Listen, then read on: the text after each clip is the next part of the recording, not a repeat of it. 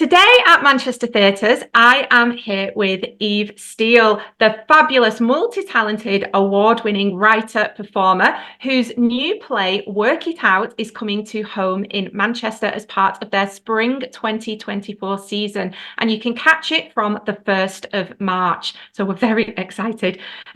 Now, Eve's written work has been performed in theatres and festivals such as Oldham Coliseum, the Octagon Bolton, Soho Theatre, Radio 4, and even Home Before, where her ode to Manchester town was turned into a short film.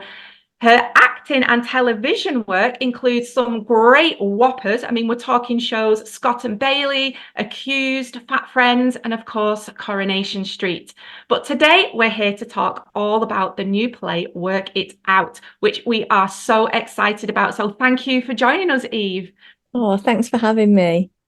So with it being a new play, we're still learning a little bit about it. So here's what I know so far, that it's kind of set in a community fitness class. It's a bunch of people coming together who probably wouldn't have any other reason to interact with each other than this class, and kind of the joys and the dramas that can bring. So can you fill us in a little bit more on what the play is about?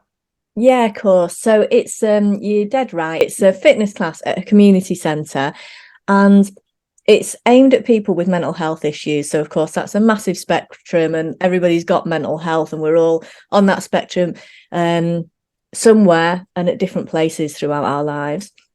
But these are people, most of them have been referred there by their GP or something like that. Somebody comes with a nana, she ends up staying as well.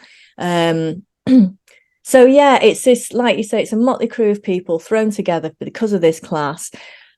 At the beginning, there's a lot of social anxiety. There's a lot of sort of paranoia and difficult dynamics within the group. And we sort of follow them as they work through their personal journeys and work through their relationship as a group, really. And I think we all feel really vulnerable in those settings, or I do. If you go to a new fitness class and it's like this big thing about who's standing at the front, who's standing at the back, how close somebody is to you. If they dance right in front of you, then it's like really like they're in your personal space, and that wanting to disappear and hide. So I kind of think it's a place where you find people are really vulnerable, and to have a collection of characters who are quite vulnerable in their own lives anyway, I thought I felt there was quite a lot of drama in that. So yeah, it's a really interesting kind of junction, isn't it, so to speak? Yeah. And you're not only writing this play or have written this play, you're going to be performing in it as well. So you're playing Siobhan. So Yeah. who is she? What's her character, and how does she kind of fit into the story? Okay, so Siobhan is basically, she's a heroin addict, and she's kind of like we see her at different times in the play having different levels of success with dealing with that, and other times clearly not dealing with it very well, and sometimes in withdrawal and having a very difficult time. She's kind of got kids who they're not in her care anymore, and she's really desperate to get clean and build a relationship with them again. But it's a struggle for her, and so there's a lot of like,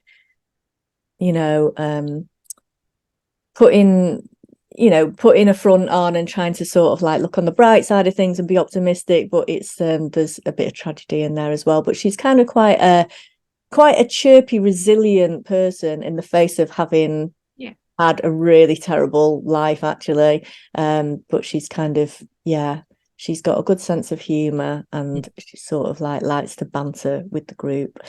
So and I think there's a lot of that within the play. There's a lot of sort of, because I think people who've got difficult, problematic lives, it's not like that makes you lose your sense of humor. People have to get through somehow, don't they? And that kind of like gallows humor is really important, can be a bit of a lifesaver. And it kind of shows that you're not just a label. You're not just a heroin addict. You're not just someone with mental health.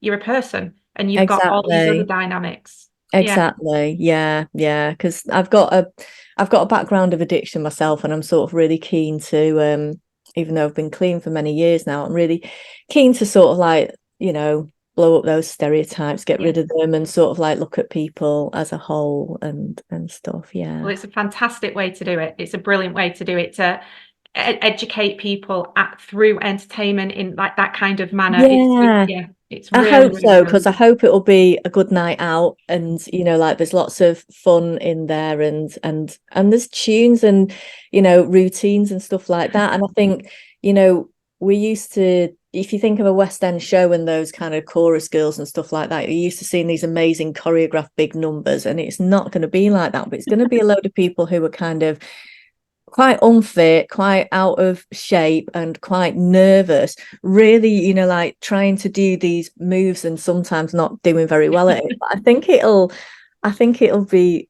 really interesting to watch. When we've done some like research and development work on it in the past, and we've experimented, it's been really great actually watching when you get to know these characters and then you see them in this class trying to figure out the moves and getting frustrated or getting excited and stuff. It's quite, so hopefully it'll work. Yeah, it sounds like it's reality versus Instagram, like you've said, this is real, this is what it That's is. right. Yeah.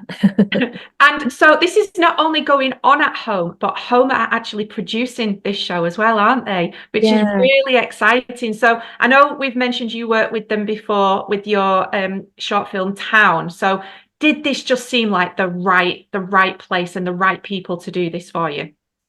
Yeah, so I did that short film with them, and I also a play that I'd written and performed in. We did a tour and we did a couple of nights at home as part of that, and it went down well. And I think with a few, with my work, I've done other read-throughs of stuff there before. So gradually over the years, home have got to know my work, and I had a meeting with them just before the pandemic where they kind of said they'd be interested in new ideas I had, and this was one of them that they liked it. And so they came up with a bit of money to do a couple of days with some actors to sort of experiment with it, and we all liked what came out of that and the little bit of script that I came up with. So the commission came from there, and it's so exciting for me, and it's lovely to sort of feel that I'm getting to know the team there, and I'm part of the building a little bit, and to think about rehearsing there and doing a show on in that lovely stage. I'm really I'm really appreciating it. Yeah, it is. It's a stunning venue, and it's just you go in and it's just got that home feeling, I suppose. It's a great name, really. And I think they really going out of their way to sort of make it feel accessible to people, and that it belongs to people in Manchester, because I think theatres can be an intimidating place to walk into, a bit like a museum where you can feel a bit like, oh, what's the code of conduct here, how you're meant to behave, and stuff. And I think they're putting a lot of effort into putting stuff on and trying to get people in so that they can feel like, no, this is a place for me, this is for all of us.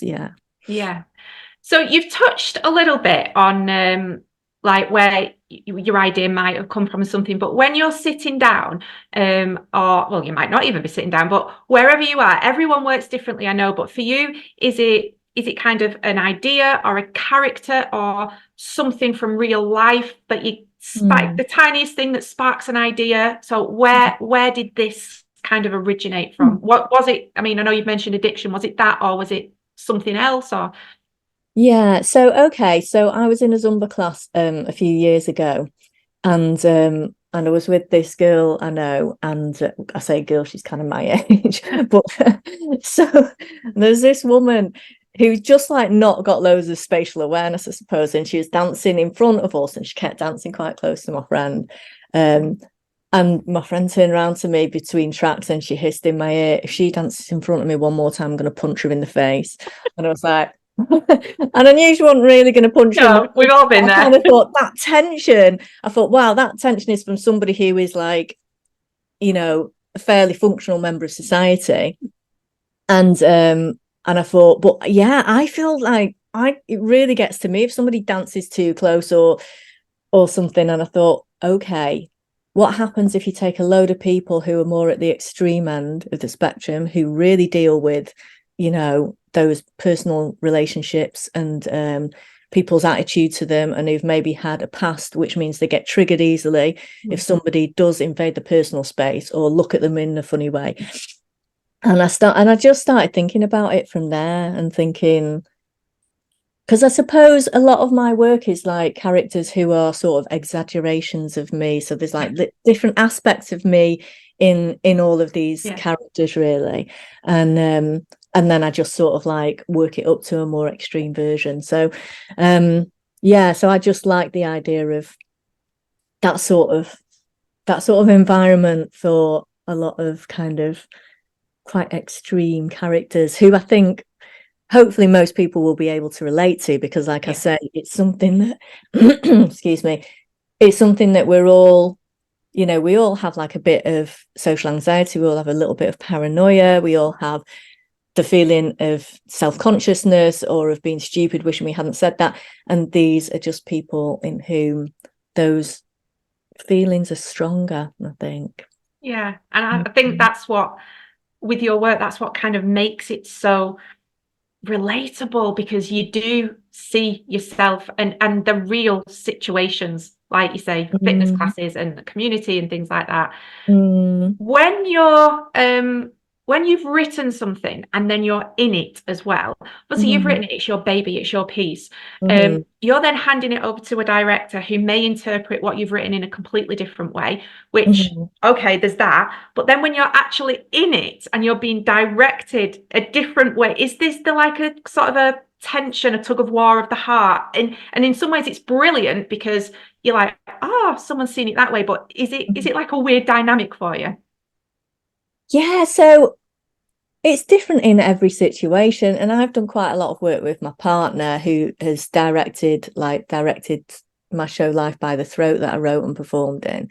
And with that, it's very different, because he'll say, oh, let's do this, and I'll go, no, let's do this. So that's sort of like a bit of a co-director now, and me being able to be really bossy. But we can just like, you know, argue things out. I won't be doing that with Sarah Franken.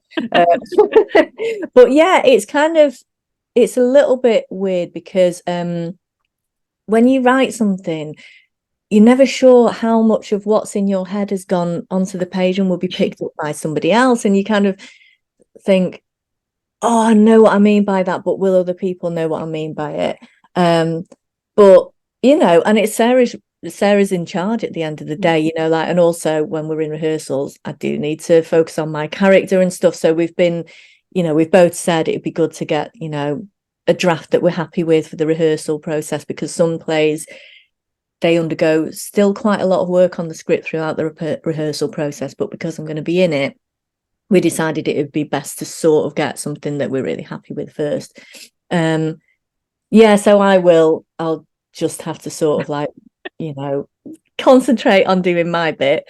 But when I've worked with Sarah leading up to this, the work we've done on the script so far, it's been great actually to think the things that she said about it. I thought, oh my gosh, she really gets it. And it's nice feeling to think these characters and this world that was in my head, it's in somebody else's head as well now. It feels like she's got the same world and the same characters in her head as well. So yeah, and she's come up with ideas and suggestions that I've thought that really makes sense. So I feel like I've really got confidence in her, and that's a really nice feeling for me. And I think she's, you know, really talented, and that she will have that outside eye and everything, whilst I'm right in the middle of it. So yeah, I feel good about it. I feel like, you know, I've been very lucky with the director that I've got for the show. Definitely. And it sounds like it is going to be quite character driven as well. Like you've mentioned your character, and there's a few different themes in it, I think, isn't there? Like you say, there's this idea of isolation and mental health, and kind of facing those inner demons. So is it that, like you've sort of already said a little bit, but that like all the different characters in it are kind of coming with their own different theme and background story? Yeah.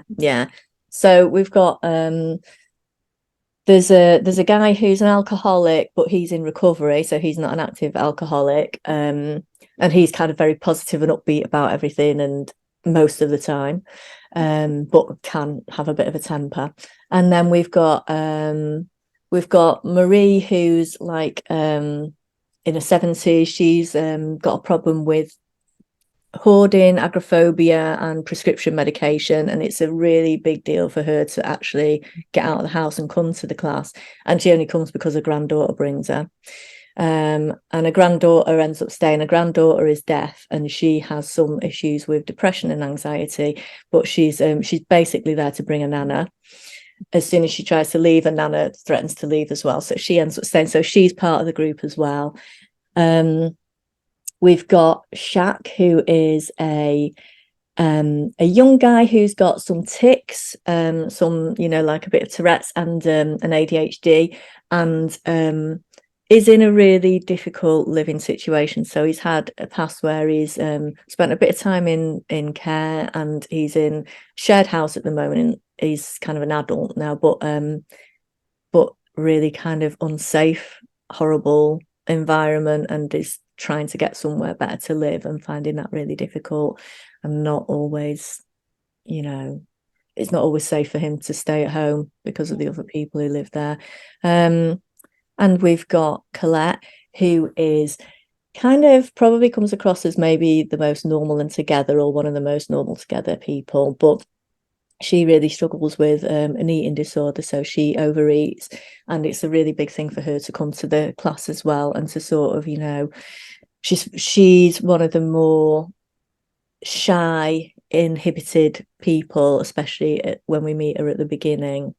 But she's also kind of like more organized than most of them, and there's, as the play goes on, there's a time for her to really contribute to the group with those skills, and she's really appreciated for that. Who have I left out? Maybe that's everyone. And we've got the fitness instructor, obviously, Alice, and she's kind of lovely. She's a bit out of her depth. She loved the idea of this, and then there's like, all these people, what do I do with them? Yeah, and she's very sort of well-meaning, but she doesn't always get it right straight away. And there's a little bit of a finding her feet with the class, and the class finding its feet as well. Do we definitely want this to be like a sort of dance-based fitness class, or should it be more like circuits class, and trying a couple of different things? Yeah, so they're the different people, really. Yeah. So you can see then from what you've said where this kind of sense of gallows humor fits into it, with all of these big stories. But then the real sort of connection and the daft everyday, like you say, of I'm gonna get her if she stands too close. So you can really see how it would all come together. It's a brilliant idea of it all coming together. Honestly, it sounds brilliant. So before I let you go, where are you up to then with your kind of production and rehearsals? Where are things as they stand? Where are we up to? So yeah, it's kind of like, feels like the pressure's on a little bit now, but that's because of Christmas, because we have got a little bit of time, but everything's going to stop soon. So we're like, what do we need to get in place before Christmas? We start rehearsing at the end of January. So at the moment, we're just like doing pre-production stuff and trying to do some, photos, get some photos ready, and put things in place for access. So, so that our deaf actor has the right interpreters in place and things like that for the rehearsal process. And a lot of organizational stuff. It's so nice to have the cast in place, because we've really got the cast that we wanted, and that's just such a lovely feeling. I think we've got a really great group of people who are very talented, but who are also nice to spend that time with, in the rehearsal process. So that's great. And then we start rehearsing at the end of January. So Exciting. Oh, well, honestly, I was already looking forward to it, but after chatting with you today, it just sounds brilliant, but it just sounds so clever. So thank you, first of all, for writing it and for bringing it to home so that we can all enjoy it. Thank you. As we've said to everybody out there listening, you can catch it from the 1st of March. It's part of the 2024 spring season at home in Manchester. come along, enjoy, and there's going to be some music that you can kind of bop along to as well, isn't there? Through the There thick is. scenes. Yeah, we've got some good tunes in there. Yeah. Yeah. Yeah. So thank you so, so much. Have a lovely Christmas break, because you're not going to know what's hit you when you come back, are you? I know, I know. Oh, Right. Oh, okay. thank Thanks so much. you. Lovely to meet you. You too. Thank you.